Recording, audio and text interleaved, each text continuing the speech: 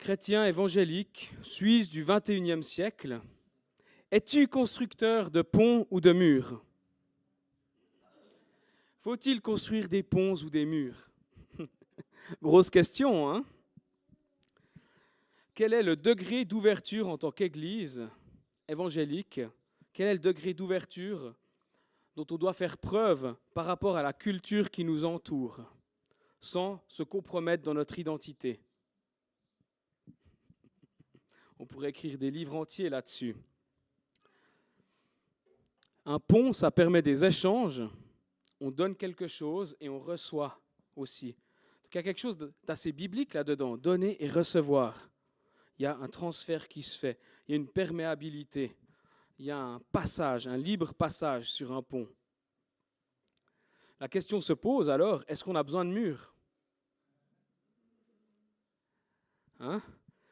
On va consulter un moment ensemble la sagesse populaire, ça vous plaît? La sagesse populaire. Qu'est-ce qu'elle dit là-dessus? C'est intéressant, assez prévisible, je vous dirais. Les hommes construisent trop de murs, pas assez de ponts. Voilà. L'homme n'est pas fait pour construire des murs, mais pour construire des ponts. Et même Elton John le dit, mieux vaut construire un pont qu'un mur. Un autre proverbe encore, certaines personnes placeront toujours des pierres sur ton chemin. À toi de décider ce que tu en feras. Construire un pont ou un mur. Rappelle-toi que tu es l'architecte de ta vie. Voilà. Ce que la sagesse populaire en dit, c'est quand même intéressant. Il y a des parcelles de vérité là-dedans. Alors le mur, comment est-ce qu'il est perçu dans notre culture? C'est quoi la connotation qu'on lui donne, le mur? Pardon? Séparation. Sécurité, protection. Ça, c'est du positif. Ça, c'est du positif. Ah ouais, c'est pour couper. Voilà, il y a une démarcation. Moi, je suis de ce côté-là du mur, et toi, tu ne fais pas partie de mon monde.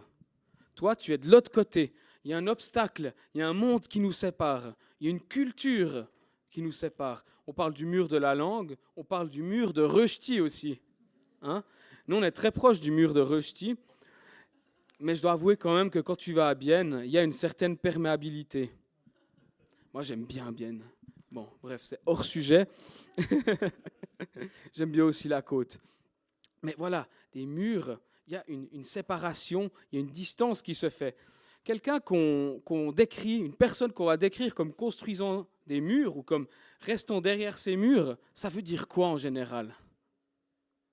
Ça veut dire qu'elle est fermée d'esprit. Ça veut dire qu'elle est peut-être même d'intelligence inférieure. Elle ne profite pas de l'enrichissement qu'il y a en dehors de ces murs. Une personne qui est dans ces murs, elle est dans ses principes. Elle cherche aussi à se protéger elle-même. Elle se cantonne à ses codes culturels, sociaux et même religieux sans les questionner. On ne questionne pas notre éducation, on ne questionne pas nos principes fondamentaux.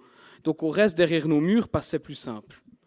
Voilà un petit peu comment notre culture perçoit les murs, j'ai l'impression, en consultant un peu cette sagesse populaire. Nous, en tant que chrétiens, est-ce qu'on a besoin de murs? Par exemple, si on doit évangéliser, est-ce que ça nous sera utile d'avoir des murs? Est-ce qu'on a besoin de murs? Bonne question. Si on veut être la lumière du monde, on est appelé à briller dans la société. Ok? Est-ce qu'on a vraiment besoin d'un mur? Si on fait un petit bilan culturel du moment où l'on se trouve maintenant, je trouve que c'est un peu glaçant des fois, parce qu'il y a pas mal de polarisation, il y a pas mal d'antagonisation, il y a des gros clivages.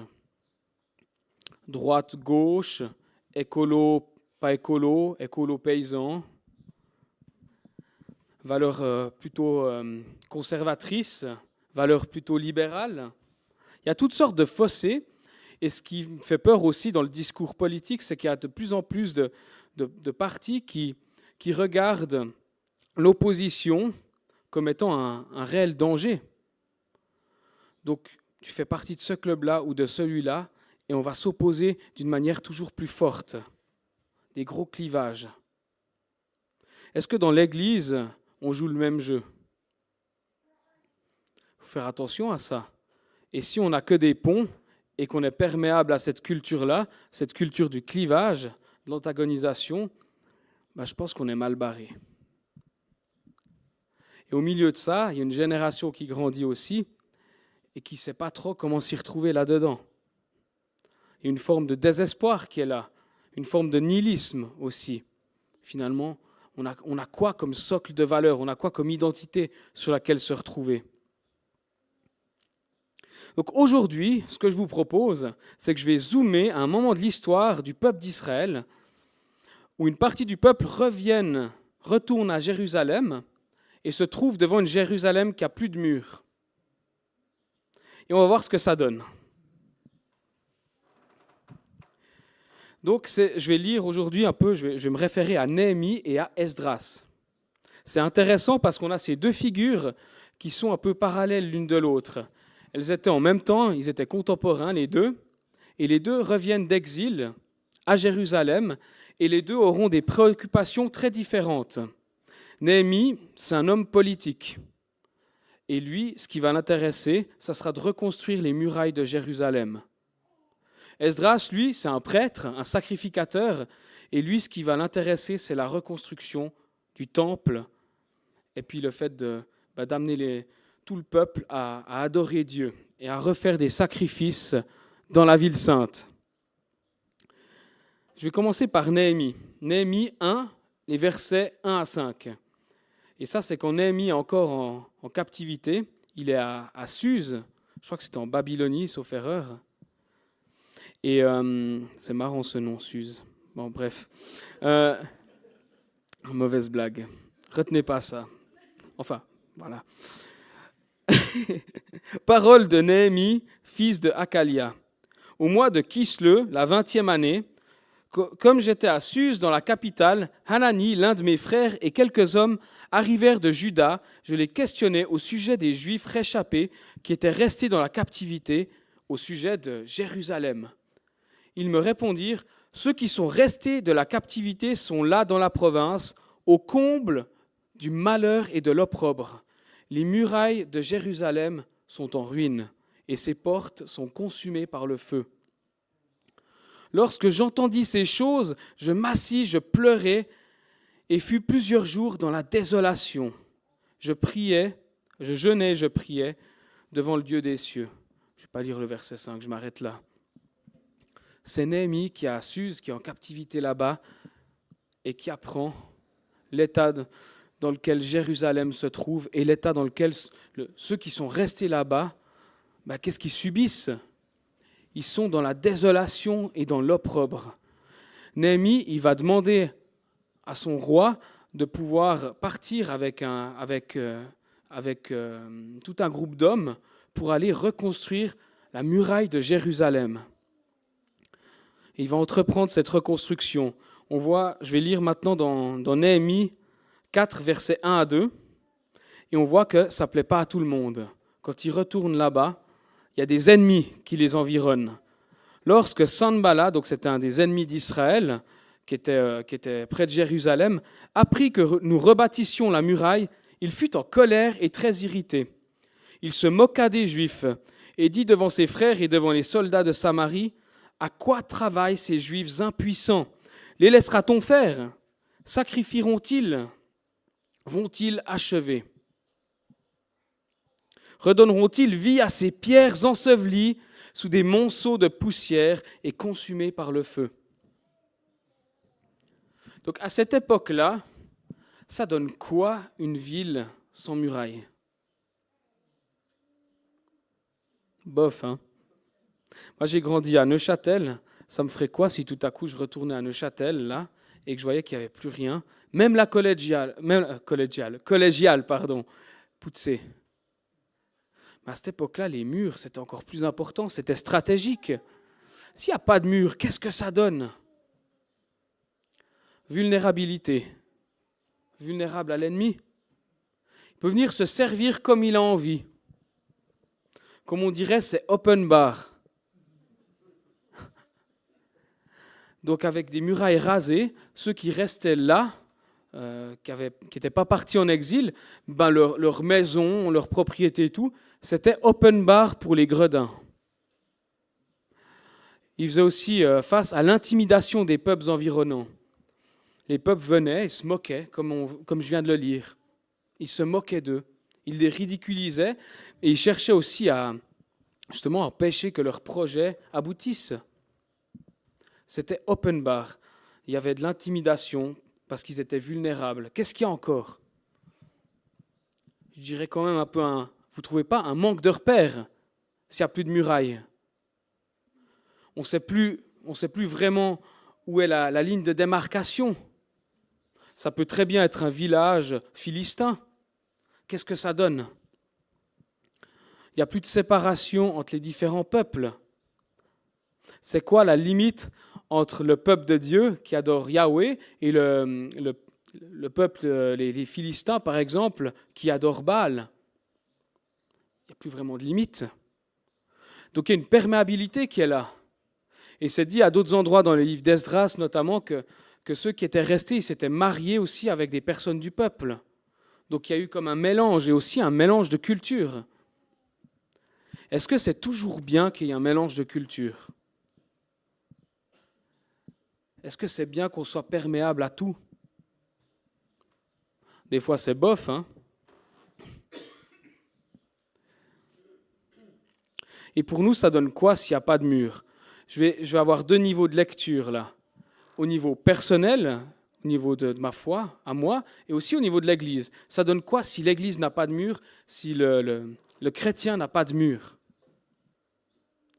Je pense qu'on peut reprendre les points que j'ai énoncés et puis les adapter aussi. On est vulnérable. Est-ce que ta vie spirituelle, c'est open bar pour les gredins? C'est bien, non. C'est encourageant. Ben oui. Est-ce que tu subis de l'intimidation? Est-ce que tu subis des accusations? Est-ce que aussi au niveau de ta foi, de ce que tu crois fondamentalement, est-ce que tu te sens un peu ballotté, comme une coquille de noix qui flotte sur un ruisseau? Des fois, on grandit dans le monde chrétien, un peu protégé de tout, et tout à coup, on va à l'université, on étudie des choses, et on ne réalise pas tout de suite, mais certaines choses, certaines valeurs, certaines constructions, intellectuelles vont à l'encontre de notre foi. Mais ça nous prend du temps pour réaliser ça. On va étudier la sociologie, la philosophie, la psycho. Moi, j'ai fait de la philo, perso. J'étais à Nottingham, j'ai vraiment beaucoup aimé ça. J'ai étudié ça en parallèle avec la théologie. C'était fantastique. Mais il faut savoir aussi trier, il faut savoir être critique, il faut avoir des fondements, il faut avoir des murs à ce niveau-là. Donc la question, c'est pas est-ce qu'on a besoin de murs peut-être, mais alors à ce moment-là, quels sont les bons murs à avoir? Pour l'Église, quels sont les bons murs à avoir?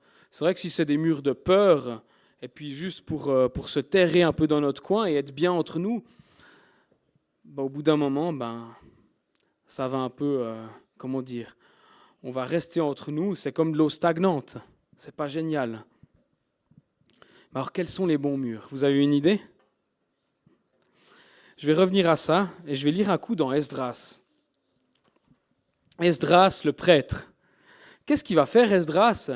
Il va s'intéresser justement au temple. Et je vais lire Esdras 8, verset 3, et après je vais lire les versets 9 à 12. C'est là où Esdras rassemble le peuple pour lire dans le livre de la loi, lire la Torah. Vous avez lu la Torah? Il y a des passages plus stimulants que d'autres, va-t-on dire. Esdras lut dans le livre depuis le matin jusqu'au milieu du jour. Pas s'endormir, Bon, c'est le matin. Normalement, t'es frais le matin. Sur place, qui est devant la porte des eaux, en présence des hommes et des femmes et de ceux qui étaient capables de l'entendre. Tout le peuple fut attentif à la lecture du livre de la loi. Néhémie, le gouverneur, Esdras, le sacrificateur, et le scribe et les lévites qui enseignaient le peuple, dirent à tout le peuple: « Ce jour est consacré à l'Éternel, ne soyez pas dans la désolation et dans les larmes, car tout le peuple pleuraient en entendant les paroles de la loi. Ils leur dirent « Allez, mangez des viandes grasses et buvez des liqueurs douces et envoyez des portions à ceux qui n'ont rien de préparé, car ce jour est consacré à notre Seigneur. Ne vous affligez pas, car la joie de l'Éternel sera votre force. » Oh, magnifique, vous pouvez le prendre pour vous, c'est un petit cadeau. Les Lévites, un gros cadeau, les Lévites calmaient tout le peuple en disant « Taisez-vous, car ce jour est saint, ne vous affligez pas. » Et tout le peuple s'en alla pour manger, boire, pour envoyer des portions et pour se livrer à de grandes réjouissances, car ils avaient compris les paroles qu'on leur avait expliquées. Nous, je ne sais pas pour vous, mais moi ça me paraît fastidieux comme matinée. Hein. Intense, hein? Eh bien non, ils pleuraient. Ils pleuraient et après, c'était la grosse fête. Pourquoi ? Parce que ce peuple qui n'avait plus de murailles, tout à coup, avait une identité qui leur était rappelée. Ils se rappelaient qui ils étaient. Esdras leur a rappelé qui ils étaient en lisant ce livre de la loi. Pour ça que j'ai pris ces chants. Toi, je sais qui je suis. Quand on lit la Bible, on se rappelle qui nous sommes. On se baigne dans la révélation. Après, c'est clair que des fois, il nous faut des outils. Hein. C'est bien d'avoir des fois des commentaires ou des livres qui nous aident à comprendre, à saisir ce qu'il y a à comprendre. Mais est-ce que nous savons qui nous sommes ?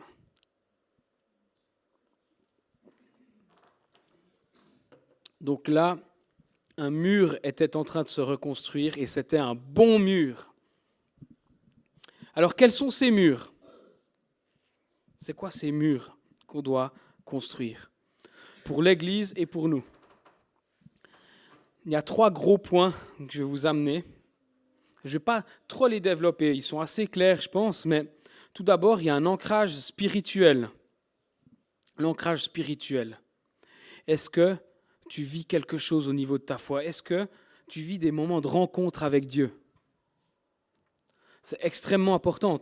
On lit ce passage et on voit que le peuple, il pleurait, il était touché et qu'après, il était dans la réjouissance. Ce n'était pas juste du rationnel. Il y avait quelque chose qui se vivait. Ça brûlait dans leurs tripes. Et on a besoin de cet ancrage spirituel. On a besoin de cette vie de l'esprit. On a besoin d'être rencontré par le Saint-Esprit. Jésus, avant tout, il toque à ta porte et il veut rentrer pour manger chez toi. Ça se fait dans l'église. Ça se fait aussi à la Sainte Seine particulièrement. Hein. C'est très fort. Et aussi chez soi, quand on ferme la porte et qu'on se laisse rencontrer. Donc là, la foi chrétienne, la vie du chrétien, c'est avant tout une rencontre. Et après, qu'est-ce qu'il y a ? Il lisait quand même le livre de la loi qui contenait la révélation, qui a vraiment des points d'ancrage forts. Et on a besoin de l'ancrage biblique. On a besoin de la théologie aussi. C'est un bien grand mot, la théologie. Mais on a besoin de connaître le contenu de notre foi. On a besoin aussi de réfléchir avec le contenu de notre foi. Est-ce que tu as des questions profondes par rapport à la foi chrétienne, des choses qui te troublent et que tu ne sais pas vraiment comment les approfondir ou que tu ne prends pas le temps de les approfondir? C'est important d'avoir un ancrage biblique, d'être ancré dans ce que la Bible veut nous amener, d'avoir un ancrage théologique. Donc on a besoin que l'esprit et la parole soient main dans la main. La lettre seule, ça peut nous tuer. On a besoin des deux. C'est important d'avoir les deux dimensions à l'Église et puis aussi dans notre vie personnelle. Et après, un ancrage très important aussi, est-ce que vous le devinez celui-là ? Les Israélites, ils étaient tous ensemble. Ils étaient rassemblés en tant que peuple. Et c'est tellement bien, ils étaient touchés ensemble et après, ils se réjouissaient ensemble. Donc il y a un ancrage communautaire qui est là. Un ancrage, je dirais même traditionnel. Qu'on le veuille ou non, on est une tradition. On s'ancre dans une certaine tradition. Ça peut être négatif, ça peut nous jouer des tours. Si on n'a que la tradition, il y a pas mal de risques. On peut commencer à scléroser un petit peu les choses, avoir des liturgies d'église qui ne bougent pas, qui sont toujours les mêmes, mais qui ne parlent plus à personne. Ou bien on peut simplement vivre des moments sympas, comme un bon club de foot ou un bon club de copains, mais au final, on ne sait pas qu'est-ce qu'on fait là. Qu'est-ce qu'on fait là? Qu'est-ce qui nous rassemble? Si on n'a que l'ancrage biblique, si on n'a que la théologie, la réflexion, on va bien palabrer ensemble. On va avoir des grandes discussions, des grandes idées, mais on sera assez sec intérieurement. On sera un peu dans des combats d'école des fois qui ne servent pas à grand-chose. Moi, je suis plutôt calviniste. Moi, je suis plutôt... Enfin voilà, il y en a toutes sortes. Moi, j'ai plutôt cette position-là sur la fin des temps. Ah tiens, moi pas. Et on peut s'enfoncer des fois dans des débats stériles. Si on n'a que la vie de l'esprit, c'est génial, mais du coup, on n'a pas vraiment de garde-fou au niveau de nos vérités auxquelles on se raccroche. Donc on peut partir un peu dans l'illuminisme. On vit des choses fortes, mais tout à coup, ça dévie vers toutes sortes de choses sectaires, et ça ne joue pas non plus. Donc il y a vraiment ces trois ancrages qui sont là, spirituel, biblique et communautaire. Est-ce que tu vis les trois dans ta vie? Et est-ce que l'Église vit ces trois dimensions-là? Il peut y avoir des saisons où un de ces ancrages est fragilisé. Ça peut arriver. Tout à coup, l'ancrage communautaire en prend un coup. L'Église n'est pas parfaite, j'y suis, j'en fais partie. Donc il peut y avoir des choses qui ne se passent pas comme on le voudrait. Donc des fois, l'ancrage communautaire, la muraille est un peu ébréchée. Et elle doit un peu se refaire. Il faut y travailler ensemble. Pareil pour l'ancrage biblique, pareil pour l'ancrage spirituel. Donc c'est important qu'on puisse discerner ces choses-là dans nos vies. Ça, c'est les bons murs. Et les ponts, du coup, c'est extrêmement important, les ponts. C'est pas l'un sans l'autre. Des fois, on est tellement à l'emporte-pièce, on se dit, il me demande de construire des murs, alors je vais détruire tous les ponts. Ou bien il dit, il faut construire plus de ponts, alors on va aller fracasser tous les murs. C'est pas une très bonne idée, ça. On a besoin des deux, ponts et murs. Les deux sont hyper importants. Le pont, c'est avant tout ce que l'on reçoit de la culture. On peut apprendre à trier et apprendre ce qui est bon. Moi, j'aime beaucoup la musique, par exemple. J'ai grandi en écoutant du bon vieux rock. J'aime énormément ça. J'en écoute toujours dans la voiture. Et Marie aussi, ça tombe bien. Voilà. Je suis allé à un concert d'un très vieux groupe, mais très sympa, qui s'appelle Uriah Heep. Malheureusement, elle n'a pas pu m'accompagner. Ah, elle les a vus aussi. Ouais, c'est juste. Alors voilà, il y a des choses comme ça. J'écoutais, moi je suis un peu vieux jeu dans mes goûts. Mais j'aimais bien aussi Bob Dylan, par exemple. Pourquoi? Parce qu'il disait des choses qui étaient criantes de vérité. Il n'était pas forcément dans la foi à ce moment-là, mais dans sa manière de protester, dans ce qu'il écrivait dans les années 60, c'était un prophète.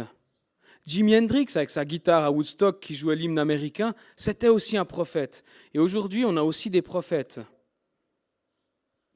Et on doit apprendre à faire le tri aussi, apprendre ce qui est bon. Parce que ces gens-là font résonner leur voix au cœur de la culture. Et ils ont quelque chose à nous dire. Et nous, après, on peut s'inspirer d'eux et avoir quelque chose à leur dire. Et nous, qu'est-ce qu'on amène du coup? Transformation du monde par l'évangile, changement de paradigme, j'aime bien ça. Un remède au nihilisme, la perte de repères, l'effondrement des valeurs. Nous, on a quelque chose, on a un rôle à jouer là-dedans. Parce que Dieu veut reposer des fondements. Et Dieu, il a besoin de nous pour ça. Il veut nous utiliser. Il pourrait le faire tout seul s'il voulait, mais il veut nous utiliser pour être des lumières dans le monde. Je peux avoir un amen? Trop beau. Vous êtes super, vous êtes Vous êtes attentifs, participatifs. J'apprécie beaucoup ce moment. Je tiens à le relever quand même. C'est très chouette. Je vais vous lire dans Matthieu 5, les versets 13 à 16. On peut les afficher. Ah ouais, ils sont affichés pour vous en fait. Yes, magnifique. Vous êtes le sel de la terre, mais si le sel perd sa saveur, avec quoi la lui rendra-t-on ? Il ne sert plus qu'à être jeté dehors et foulé aux pieds par les hommes. Vous êtes la lumière du monde, une ville située sur une montagne ne peut être cachée. Et on n'allume pas une lampe pour la mettre sous le boisseau, mais on la met sur le chandelier et elle éclaire tous ceux qui sont dans la maison. Que votre lumière luise ainsi devant les hommes, afin qu'ils voient vos bonnes œuvres et qu'ils glorifient votre Père qui est dans les cieux. Le sel de la terre. Mais dans ce court verset, il y a un pont et il y a un mur. Le sel de la terre, il se répand pour les nations, il a du goût, mais il faut qu'il ait du goût. Donc il ne faut pas qu'on perde notre saveur. Donc il y a un côté conservateur, il y a un mur qui est là, on sait qui nous sommes. Et en même temps, on est envoyé dans le monde. La lumière aussi, il ne faut pas qu'elle s'éteigne, la lumière. Et elle va briller dans les ténèbres. Est-ce que tu désires briller dans les ténèbres ? Être utilisé par Dieu ? Trop beau. J'ai entendu des oui. Et il y a aussi un verset très parlant, Ésaïe 60, verset 18. Une belle prophétie, si tu subis de l'intimidation, si tu n'es pas bien dans ta vie actuellement, je veux prophétiser aussi ça sur toi. On n'entendra plus parler de violence dans ton pays, ni de ravages et de ruines dans ton territoire. Tu donneras à tes murs le nom du salut et à tes portes celui de la gloire. Magnifique, hein ? Et je veux prophétiser ça sur des personnes, s'il y a quelqu'un qui bataille dans sa vie de foi, dans sa vie spirituelle, qui lutte avec des accusations, avec des peurs, je veux vraiment proclamer ça. On n'entendra plus parler de violence dans ton pays, ni de ravages et de ruines dans ton territoire.